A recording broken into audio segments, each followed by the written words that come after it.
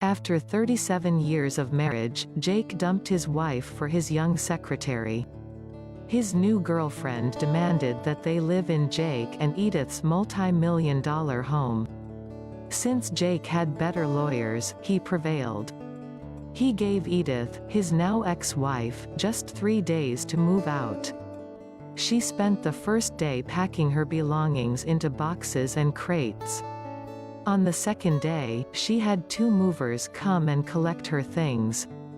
On the third day, she sat down for the last time at their beautiful dining room table by candlelight, put on some soft background music, and feasted on a pound of shrimp, a jar of caviar and a bottle of Chardonnay.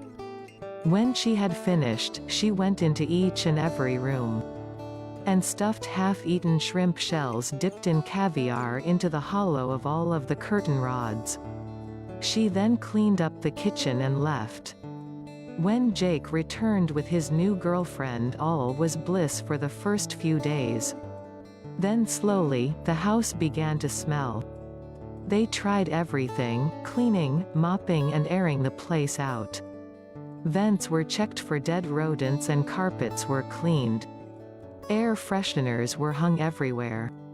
Exterminators were brought in to set off gas canisters, during which they had to move out for a few days, and in the end they even replaced the expensive wool carpeting. Nothing worked. People stopped coming over to visit. Repairman refused to work in the house. The maid quit. Finally, they could not take the stench any longer and decided to move. A month later, even though they had cut their price in half, they could not find a buyer for their stinky house. Word got out and eventually even the local realtors refused to return their calls. Finally, they had to borrow a huge sum of money from the bank to purchase a new place. Edith called Jake and asked how things were going. He told her the saga of the rotting house. She listened politely and said that she missed her old home terribly, and would be willing to reduce her divorce settlement in exchange for getting the house back.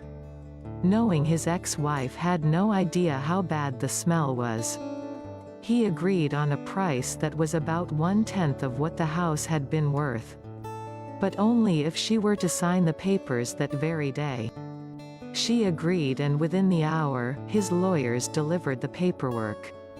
A week later, Jake and his girlfriend stood smiling as they watched the moving company pack everything to take to their new home, including the curtain rods.